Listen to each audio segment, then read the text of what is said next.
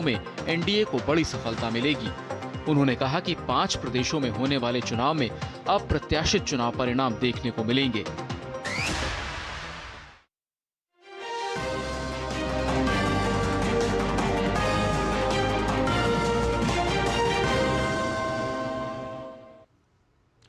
नमस्कार, आप देख रहे हैं डीडी न्यूज। आपके साथ मैं हूं गौरव श्रीवास्तव। तो चलिए बुलेटिन की शुरुआत करते हैं और सबसे पहले नजर डालते हैं इस वक्त की हेडलाइंस पर। प्रधानमंत्री मोदी का केरल में कांग्रेस और वामपंथी दलों पर तीखा हमला। कहा, राजनीतिक फायदे के लिए खाड़ी क्षेत्र में फंसे भारतीयों की जान जोखिम में डाल रही कांग्रेस। पीएम ने कहा, एलडीएफ यूडीएफ ने दशकों तक केरल को लूटा।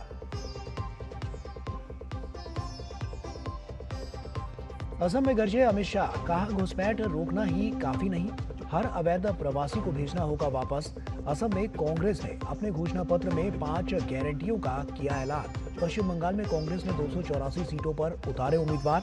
तमिलनाडु में डीएमके का घोषणा पत्र और टीवीके की सूची जारी। मन की बात में प्रधानमंत्री मोदी ने कहा, ऊर्जा संकट का भारत डटकर कर रहा है मुकाबला। जताया विश्वास। कहा, एकजुट रहकर इस कठिन चुनौती से पूरी तरह से निकल आएंगे बाहर।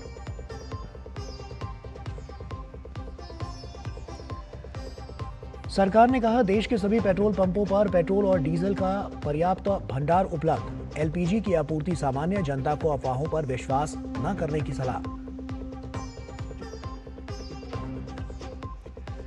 और पश्चिम एशिया के संघर्षरत क्षेत्र में 3,500 मरीन सैनिक लेकर पहुंचा अमेरिकी युद्धपोत यूएसएस त्रिपोली। ईरान की जवाबी कार्रवाई जारी।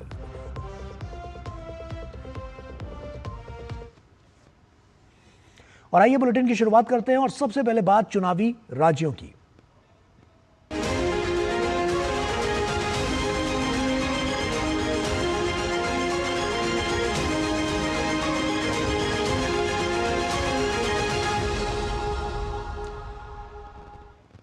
प्रधानमंत्री नरेंद्र मोदी ने आज केरलम के पलक्कड़ में जनसभा को संबोधित किया। 9 अप्रैल को राज्य में 140 विधानसभा सीटों के लिए मतदान होना है। एनडीए उम्मीदवारों के समर्थन में पीएम मोदी ने प्रचार किया। पीएम मोदी ने राज्य में भाजपा की सरकार बनने पर किसानों की समस्याओं का निदान करने का आश्वासन दिया। प्रधानमंत्री ने कहा कि केरलम के मतदाता एलडीएफ और यूडीएफ के कुशासन से परेशान हैं और उन्होंने दावा किया है कि लोगों का रुझान भाजपा एनडीए नेतृत्व के पक्ष में है। प्रधानमंत्री ने त्रिशूर में रोड शो किया, जिसमें लोगों ने प्रधानमंत्री नरेंद्र मोदी का जबरदस्त स्वागत किया। पलक्कड़ में प्रधानमंत्री नरेंद्र मोदी की विशाल जनसभा ने केरलम में बीजेपी के उम्दा प्रदर्शन की उम्मीद को जगाया। उन्होंने मंच से ही राज्य के किसानों की दुर्दशा का जिक्र किया और धान की पैदावार करने वाले धरती पुत्रों को उचित मूल्य न मिलने पर एलडीएफ की सरकार को घेरा। पीएम मोदी ने राज्य में भाजपा की सरकार बनने पर किसानों की समस्या का निदान करने का आश्वासन दिया और कांग्रेस तथा कम्युनिस्ट को एक करार दिया। उन्होंने कहा कि ये दोनों दल भाजपा को बी टीम कहते हैं, जबकि असल में ये अन्य राज्यों में एक साथ गठबंधन किए बैठे हैं। चुनाव में पर्दे के पीछे कौन किसकी बी टीम है, कांग्रेस और कम्युनिस्ट पूरे देश में एक दूसरे से गठबंधन करते हैं। बिहार देख लीजिए, झारखंड देख लीजिए, आंध्र प्रदेश से लेकर मणिपुर, त्रिपुरा, असम तक कांग्रेस और कम्युनिस्ट का गठबंधन होता है। इंडिया अलायंस पे सब साथ में है। दिल्ली में सरकार साथ में चलाई थी, तमिलनाडु में भी ये दोनों एक साथ अलायंस में है। लेकिन यहां केरलम में कांग्रेस और लेफ्ट वाले एक दूसरे को झूठी गाली देते हैं। प्रधानमंत्री नरेंद्र मोदी ने राज्य में पलायन और सरकारी कर्मचारियों के समय पर वेतन भुगतान न किए जाने को लेकर भी एलडीएफ सरकार पर कड़ा प्रहार किया। उन्होंने कहा कि केरलम की तरह ही कांग्रेस शासित राज्यों में भी यही स्थिति है।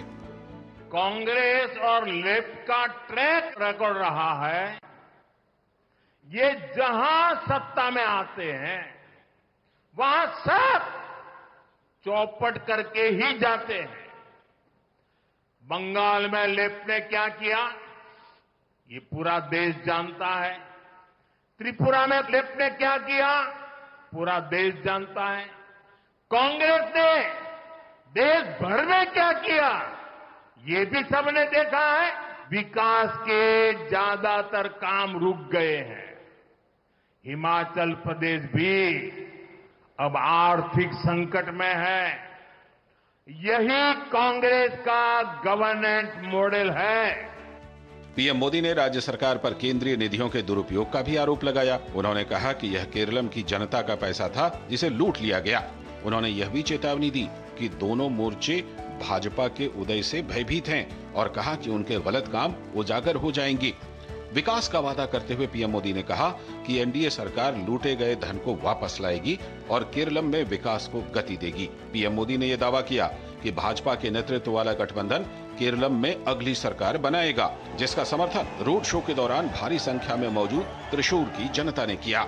यहाँ का जनसैलाब पीएम मोदी की एक झलक पाने को बेताब दिखा।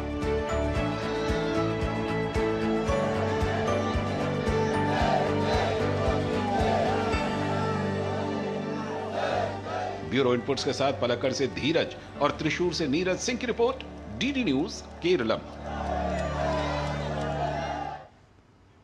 और वहीं असम में विधानसभा चुनाव को लेकर सियासी पारा चढ़ा हुआ है। भाजपा और कांग्रेस के बीच तीखी बयानबाजी के साथ चुनावी मैदान में प्रचार अभियान जोर पकड़ चुका है। अमित शाह ने कांग्रेस को घेरते हुए कहा है कि कांग्रेस के शासनकाल में असम में अव्यवस्था और हिंसा फैली हुई थी, लेकिन भाजपा ने असम में शांति बहाली का काम किया है, जो आगे भी जारी रहेगा। तो वहीं कांग्रेस अध्यक्ष मल्लिकार्जुन खड़गे भाजपा पर भ्रष्टाचार और बेरोजगारी के आरोप लगाते हुए नजर आए। असम विधानसभा चुनाव के प्रचार के बीच केंद्रीय गृह मंत्री अमित शाह ने सोनितपुर और नलबाड़ी में भाजपा की चुनावी रैली को संबोधित किया। अमित शाह ने कहा कि भाजपा ने असम में अवैध घुसपैठियों के प्रवाह को रोक दिया है और आने वाले 5 वर्षों में उन्हें देश से बाहर करने का संकल्प लिया है। उन्होंने आरोप लगाया कि कांग्रेस के शासनकाल में असम में अव्यवस्था और हिंसा फैली हुई थी। अमित शाह ने पूर्वोत्तर में दशकों तक चले हिंसक आंदोलनों के लिए कांग्रेस को जिम्मेदार ठहराया। उन्होंने कहा कि अगर भाजपा असम में शांति बहाल कर सकती है तो कांग्रेस ने अपने शासनकाल में ऐसा क्यों नहीं किया। अमित शाह ने आरोप लगाया कि कांग्रेस के शासनकाल में फैली कानूनी अव्यवस्था के कारण ही सैकड़ों युवाओं को जान गंवानी पड़ी थी। एक घुसपैठिए हमारे असम की युवाओं की नौकरी खाए जा रहे हैं। ये घुसपैठिए हमारे असम के गरीब का अनाज चावल खाए जा रहे हैं। इनका ये भूमि पर कोई अधिकार नहीं।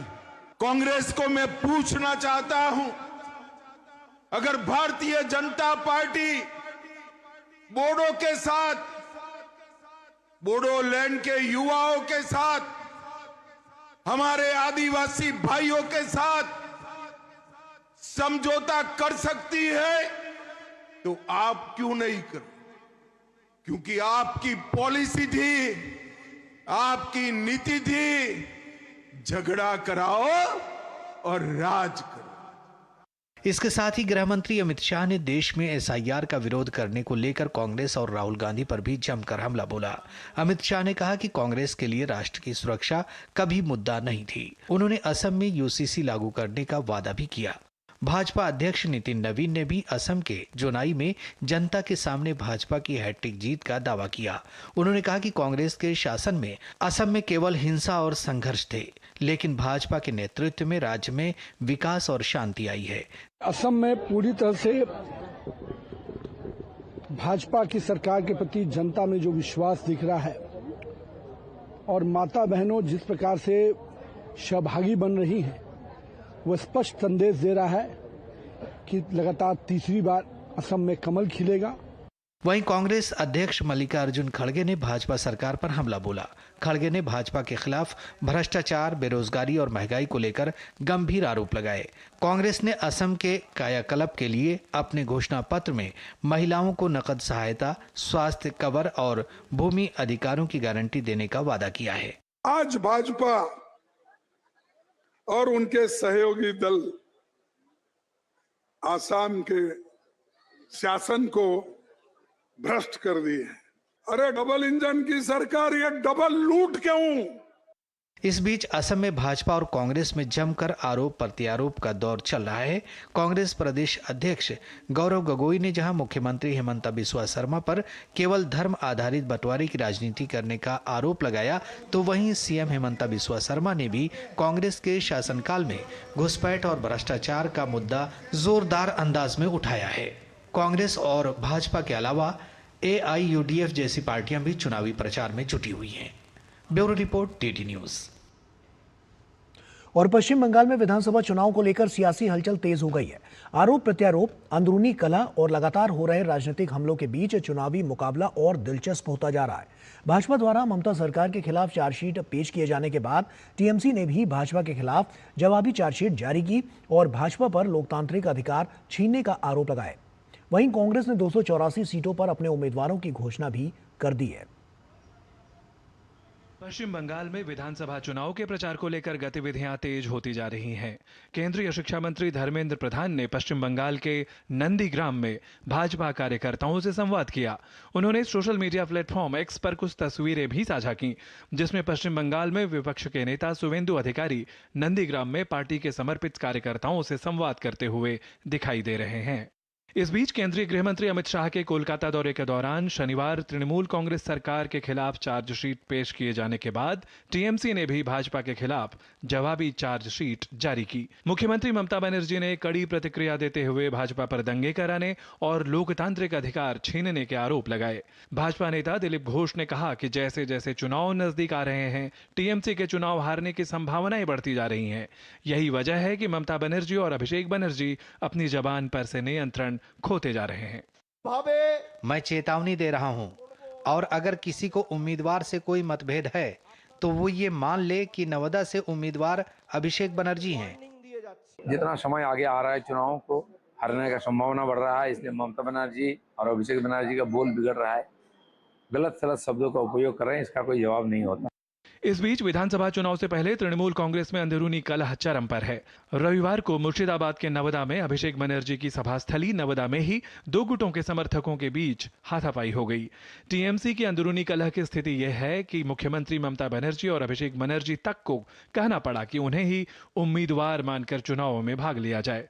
उधर TMC की रैलियों में भीड़ जमा नहीं होने की तस्वीरें भी सामने आ रही हैं। हाल ही में TMC नेता अभिषेक बनर्जी की रैली में खाली कुर्सियां देखी गईं। ये वीडियो पश्चिम बंगाल बीजेपी के सोशल मीडिया हैंडल पर पोस्ट किया गया है। बीजेपी कह रही है कि राज्य की जनता अब तृणमूल सरकार से परेशान हो चुकी है। इस बीच उत्तर 24 परगना के विधाननगर सीट से भाजपा उम्मीदवार डॉक्टर शरदवत मुखोपाध्याय ने भी TMC पर दादागिरी करने और उनका पोस्टर नहीं लगने देने के गंभीर आरोप लगाए हैं। कल रात को तो बैनर लगाने नहीं दिए। बैनर तो हम लोग का छोटा हाथी जो था ट्रक, वहाँ से बैनर निकालने नहीं दिए। डिलीवरी तो जब नहीं करने दिए, वो तो वापस भगा दिए हम लोग का विरोधी दल। सोचो बंगाल में क्या अवस्था है, दादागिरी चल रहा है। इस दौरान पश्चिम बंगाल में कांग्रेस ने 284 सीटों पर अपने उम्मीदवारों की घोषणा कर दी है। मुर्शिदाबाद के बहरामपुर से अधीर रंजन चौधरी को उम्मीदवार बनाया गया है। मुर्शिदाबाद में मुकाबला बेहद दिलचस्प हो गया है। चुनाव आयोग भी राज्य में शांतिपूर्वक मतदान को सुनिश्चित करने के लिए लगातार प्रयासरत है। आगामी चुनाव से पहले एक और प्रशासनिक फेरबदल के तहत चुनाव आयोग ने विभिन्न जिलों में कार्यरत 83 ब्लॉक डेवलपमेंट ऑफिसर और एक असिस्टेंट रिटर्निंग ऑफिसर के तबादले के प्रस्ताव पर मुहर लगाई है। ब्यूरो इनपुट के साथ सौरभ दत्ता की रिपोर्ट, DD न्यूज। और तमिलनाडु की बात करें तो टीवी के प्रमुख विजय ने तमिलनाडु में 23 अप्रैल को होने वाले चुनाव के लिए आज राज्य की सभी 234 विधानसभा सीट से अपनी पार्टी के उम्मीदवारों के नामों की घोषणा की है। विजय ने खुद चेन्नई के पेरम्बूर सहित 2 सीट से पहली बार चुनाव लड़ने की घोषणा की। इन दोनों सीट को सत्तारूढ़ द्रविड़ मुनेत्र कषगम का गढ़ माना जाता है। विजय चेन्नई के पेरम्बूर और तिरुचिरापल्ली पूर्व से चुनाव लड़ेंगे। द्रमुक ने पेरम्बूर से RD शेखर को मैदान में उतारा है और तिरुचिरापल्ली पूर्व में इनिगो इरुथया राज को एक बार फिर उम्मीदवार बनाया है। अन्ना द्रमुक को छोड़ इस साल की शुरुआत में TVK में शामिल हुए पूर्व मंत्री कृष्णन को लालगुड़ी से मैदान में उतारा गया है। उम्मीदवारों में द्रमुक और अन्ना द्रमुक के कुछ पूर्व नेता भी शामिल हैं, जो बाद के दिनों में TVK में शामिल हो गए थे। और वहीं तमिलनाडु के मुख्यमंत्री एमके स्टालिन ने डीएमके का चुनावी मैनिफेस्टो जारी किया। इसमें महिलाओं को 2,000 रुपए मासिक सहायता पेंशन बढ़ाकर 2,000 रुपए करने और मुफ्त बिजली जारी रखने का वादा किया गया है। इसके अलावा 10 लाख घर बनाने, छात्रों को लैपटॉप देने और स्वास्थ्य बीमा योजना का दायरा बढ़ाने की घोषणा की गई है। मुख्यमंत्री एमके स्टालिन ने कहा है कि स्वास्थ्य सेवा क्षेत्र में भी बड़े सुधार देखने को मिलेंगे। मुख्यमंत्री स्वास्थ्य बीमा योजना के लिए आय की सीमा बढ़ाकर सालाना 5 लाख रुपए तक कर दी जाएगी और इतना ही नहीं, इसका कवरेज बढ़ाकर 10 लाख रुपए कर दिया जाएगा। डीएमके के मैनिफेस्टो के मुताबिक राज्य सरकार न्यायमूर्ति कुरियन जोसेफ की अध्यक्षता वाली समिति की सिफारिशों को आगे बढ़ाने का संकल्प लिया है। सरकारी कर्मचारियों और शिक्षकों के लिए राज्य सरकार एक समिति का गठन करेगी। इससे 8वें वेतन आयोग के लाभों को लागू किया जा सकेगा। झंडे, बैनर, पोस्टर और लाउड स्पीकरों का शोर चुनावी माहौल की आम पहचान है, लेकिन इस बार पुडुचेरी में विधानसभा चुनाव प्रचार का तरीका पूरी तरह से अलग नजर आ रहा है, जहां सख्त कानून और हाईटेक निगरानी के साथ चुनावी प्रक्रिया को पारदर्शी बनाने पर जोर है। पुदुचेरी विधानसभा चुनाव 2026 के लिए the Puducherry open places prevention of disfigurement act 2000 को सख्ती से लागू किया गया है। इस कानून के तहत सरकारी और निजी संपत्तियों पर पोस्टर, बैनर या पेंट के जरिए प्रचार पूरी तरह प्रतिबंधित है। नियमों के उल्लंघन पर जुर्माना या जेल दोनों का प्रावधान है। इसके साथ ही फ्री एंड फेयर इलेक्शन के लिए यहां सुरक्षा बलों की 45 कंपनियों को लगाया गया है। बिना परमिशन लेके किसी भी बैनर्स और पोस्टर्स पब्लिक प्लेसेस को डिसफिगर नहीं कर सकते हैं। सो उस चुनाव को हम इस इलेक्शन में ठीक से हम यूज़ किया है। 10,000 के ऊपर डिसफिगरमेंट को हम रिमूव किया है with in the first 72 hours after announcement of elections. चुनाव आयोग ने इस बार निगरानी को और मजबूत करते हुए हर मतदान केंद्र पर ड्रोन तैनात करने का फैसला किया है। मुख्य निर्वाचन अधिकारी पी जवाहर ने कहा कि पुदुचेरी में पूरी तरह से फ्री एंड फेयर इलेक्शन के लिए आयोग प्रतिबद्ध है। इसके चलते राज्य में अब तक 4.7 करोड़ रुपए की जब्ती हो चुकी है। इसके अलावा अराजक तत्वों पर भी लगातार कार्रवाई जारी है। कैश फॉर वोट्स का टेंडेंसी को कर्ब करने के लिए इस बार हम एविडेंस बेस्ड एक्शन लेने के लिए कोशिश कर रहे हैं। हम इस बार 30 ड्रोन्स डिप्लॉय करने के लिए फॉर 30 कॉन्स्टिट्यूएंसी डिप्लॉय करने के लिए कोशिश कर रहे हैं। हमारा सीजर्स अलग अलग कैटेगरी में है। अभी पूरा बताएंगे तो 4.7 करोड़ वर्थ ऑफ सीजर्स अभी इलेक्शन अनाउंसमेंट के बाद हम किया है। पुदुचेरी की भी सभी 30 सीटों पर कुल 294 उम्मीदवार मैदान में हैं और मतदान 9 अप्रैल को एक ही चरण में होगा। राजनीतिक तौर पर पुदुचेरी में इस बार का मुकाबला दिलचस्प है। जहां एनडीए गठबंधन अपनी सत्ता बरकरार रखने की कोशिश में है, वहीं कांग्रेस, डीएमके और अन्य दल कड़ी चुनौती पेश कर रहे हैं। आम आदमी पार्टी और क्षेत्रीय दलों की सक्रियता मुकाबले को त्रिकोणीय बना सकती है। सख्त कानून, तकनीकी निगरानी और बहुकोणीय मुकाबले के बीच पुदुचेरी में लोकतंत्र का ये महापर्व इस बार नई मिसाल कायम करने की ओर बढ़ता दिख रहा है। डीडी न्यूज के लिए पुदुचेरी से विशाल बैरिस्टो की रिपोर्ट।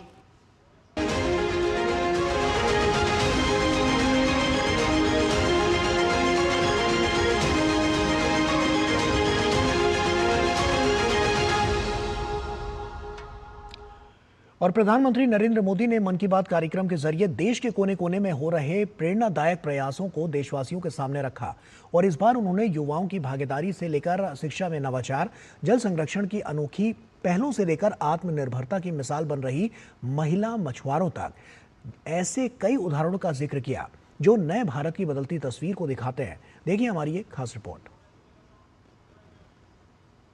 प्रधानमंत्री नरेंद्र मोदी मन की बात कार्यक्रम में राष्ट्र निर्माण में अनोखी पहल और प्रयासों का विशेष उल्लेख करते हैं, जिससे कि देशवासी भी इसके बारे में जानें और फायदा उठाएं। पीएम ने युवा शक्ति को अलग अलग गतिविधियों से जोड़ने के लिए माई भारत संगठन के प्रयासों का जिक्र किया। हाल ही में माई भारत द्वारा बजट फेस्ट का आयोजन किया गया। इसका मकसद था देश भर के युवाओं को बजट प्रक्रिया और नीति निर्माण से जोड़ना। इससे जुड़ी क्विज में देश भर से करीब 12 लाख युवाओं ने हिस्सा लिया। क्विज के बाद करीब 1,60,000 प्रतिभागियों को निबंध प्रतियोगिता के लिए चुना गया। मुझे इनमें से कुछ निबंध पढ़ने का अवसर भी मिला। पीएम मोदी ने बेंगलुरु में प्रयोग इंस्टीट्यूट ऑफ एजुकेशन रिसर्च द्वारा चलाई जा रही शिक्षा की अनोखी पहल पर भी बात की। यहाँ एक टीम प्रयोग इंस्टीट्यूट ऑफ एजुकेशन रिसर्च चला रही है। इस टीम का रिसर्च प्रोजेक्ट्स पर विशेष फोकस है। यह टीम स्कूल लेवल पर साइंस एजुकेशन को लोकप्रिय बनाने में जुटी है। उन्होंने अन्वेषण नाम का एक प्रयोग किया है। इसके जरिए 9वीं से 12वीं क्लास तक के स्टूडेंट्स को केमिस्ट्री, अर्थ साइंसेस और वेलनेस जैसे क्षेत्रों में इनोवेशन करने का मौका मिलता है। छत्तीसगढ़ में किसानों द्वारा अपने खेतों में छोटे छोटे रिचार्ज तालाब और तेलंगाना के मंचेरियाल जिले के मुधिगुंटा गांव सोकपिट वाटर कंजर्वेशन की पहल से पीएम मोदी बहुत ही प्रभावित हुए और इसे ग्राउंड वाटर को बेहतर बनाने के लिए एक कारगर और प्रभावशाली कदम करार दिया। यहाँ के किसानों ने अपने खेतों में छोटे छोटे रिचार्ज तालाब और सोखता गड्ढे बनाए, जिससे बारिश का पानी खेतों में ही रुकने लगा और धीरे धीरे वह जमीन के अंदर जाने लगा। आज इस क्षेत्र के 1200 से अधिक किसान इस मॉडल को अपना चुके हैं और गांव का ग्राउंड वाटर लेवल बहुत बेहतर हो गया है। इसी तरह तेलंगाना के मंचेरियाल जिले के मुधिगुंटा गांव में भी लोगों ने मिलकर पानी की समस्या दूर की है। गांव के 400 परिवारों ने अपने घरों में सॉकपिट बनाया और वाटर कंजर्वेशन का जन आंदोलन बना दिया। इससे गांव का ग्राउंड वाटर लेवल बेहतर हुआ है। पीएम मोदी ने कहा कि देश में मछुआरे भाई बहन सिर्फ समुद्र के योद्धा नहीं हैं, बल्कि वो आत्मनिर्भर भारत की एक मजबूत नींव हैं। ओडिशा के संबलपुर की सुजाता भुयान एक गृहिणी थी, लेकिन वो कुछ नया करके अपने परिवार की मदद करना चाहती थीं। इसलिए कुछ वर्ष पहले उन्होंने हीराकुंड रिसर्वायर में फिश फार्मिंग शुरू की। केवल 2-3 वर्ष के भीतर उन्होंने अपने प्रयास को एक फलते फूलते बिजनेस में बदल दिया। साथ ही पीएम ने लक्षद्वीप में मिनी कोय के हाववा गुलजार की कहानी और माता बहनों की अद्भुत संकल्प शक्ति का उल्लेख किया। और प्रधानमंत्री नरेंद्र मोदी ने आज मन की बात कार्यक्रम के जरिए देशवासियों को संबोधित किया। प्रधानमंत्री ने पश्चिम एशिया पूर्व में चल रहे भीषण युद्ध और वैश्विक संकट, ऊर्जा संकट पर बात की। उन्होंने खाड़ी देशों में रह रहे 1 करोड़ से अधिक भारतीयों की सुरक्षा को लेकर सरकार की प्रतिबद्धता दोहराई और मदद के लिए खाड़ी देशों का आभार भी जताया। साथ ही राष्ट्रीय हित के इस संवेदनशील मुद्दे पर स्वार्थ की राजनीति न करने और अफवाहों से बचने की अपील भी की। प्रधानमंत्री नरेंद्र मोदी ने मन की बात कार्यक्रम में पश्चिम एशिया में जारी भीषण युद्ध पर गहरी चिंता व्यक्त की। प्रधानमंत्री ने कहा कि कोरोना महामारी के बाद दुनिया को प्रगति की राह पर लौटना था, लेकिन लगातार युद्धों ने वैश्विक हालात को चुनौतीपूर्ण बना दिया है। उन्होंने खाड़ी देशों में काम कर रहे 1 करोड़ से ज्यादा भारतीयों की सुरक्षा का जिक्र करते हुए हर संभव मदद के लिए इन देशों का विशेष आभार जताया। हम सभी की अपेक्षा थी कि कोरोना के संकट से निकलने के बाद दुनिया नए सिरे से प्रगति की राह पर आगे बढ़ेगी, लेकिन दुनिया के अलग अलग क्षेत्रों में लगातार युद्ध और संघर्ष की परिस्थितियां बनती चली गई। वर्तमान में हमारे पड़ोस में 1 माह से भीषण युद्ध चल रहा है। हमारे लाखों परिवारों के सगे संबंधी इन देशों में रहते हैं, खासतौर पर खाड़ी देशों में काम करते हैं। मैं गल्फ कंट्रीज का बहुत आभारी हूं। वे ऐसे 1 करोड़ से ज्यादा भारतीयों को वहां पर हर प्रकार की मदद दे रहे हैं। युद्धग्रस्त क्षेत्र के बड़े ऊर्जा केंद्र होने के कारण दुनिया भर में पेट्रोल और डीजल के संभावित संकट पर भी प्रधानमंत्री ने देश को आश्वस्त किया। उन्होंने कहा कि पिछले 1 दशक में भारत के बढ़ते सामर्थ्य और मजबूत वैश्विक संबंधों के कारण देश इस चुनौती का डटकर मुकाबला कर रहा है। दुनिया भर में पेट्रोल और डीजल को लेकर संकट की स्थिति बनती जा रही है। हमारे वैश्विक संबंध, अलग अलग देशों से मिल रहा सहयोग और पिछले 1 दशक में देश का जो सामर्थ्य बना है, इनकी वजह से भारत इन परिस्थितियों का डटकर मुकाबला कर रहा है। साथियों, निश्चित तौर पर यह चुनौतीपूर्ण समय है। मैं आज मन की बात के माध्यम से सभी देशवासियों से फिर यह आग्रह करूंगा कि हमें एकजुट होकर इस चुनौती से बाहर निकलना है। प्रधानमंत्री ने देशवासियों से किसी भी प्रकार की अफवाहों के बहकावे में न आने की अपील की है। मैं सभी देशवासियों से अपील भी करूंगा कि वो जागरूक रहे, अफवाहों के बहकावे में न आए, सरकार की तरफ से जो आपको निरंतर जानकारी दी जा रही है उस पर भरोसा करें और उसी पर विश्वास करके कोई कदम उठाएं। मुझे हर बार की तरह इस बार भी विश्वास है कि जैसे हमने देश के 140 करोड़ देशवासियों के सामर्थ्य से पुराने संकटों को हराया था, इस बार भी हम सब मिल करके इस कठिन हालत से बहुत ही अच्छी तरह बाहर निकल जाएंगे। उन्होंने जोर देकर कहा कि संकट के इस समय में नागरिक केवल सरकार द्वारा दी जा रही आधिकारिक और प्रामाणिक जानकारी पर ही भरोसा करें। और पश्चिम एशिया में बढ़ते तनाव के बीच हालात और गंभीर होते जा रहे हैं। एक तरफ अमेरिका अपनी सैन्य ताकत बढ़ा रहा है तो दूसरी ओर ईरान के हमलों से खाड़ी क्षेत्र में संघर्ष तेज हो गया है। लेकिन ऐसे में अमेरिका के 3,500 मरीन सैनिक की तैनाती से इस तनाव के और फैलने की आशंका नजर आ रही है। और इसी के साथ फिलहाल इस बुलेटिन में इतना ही। दीजिए इजाजत, नमस्कार।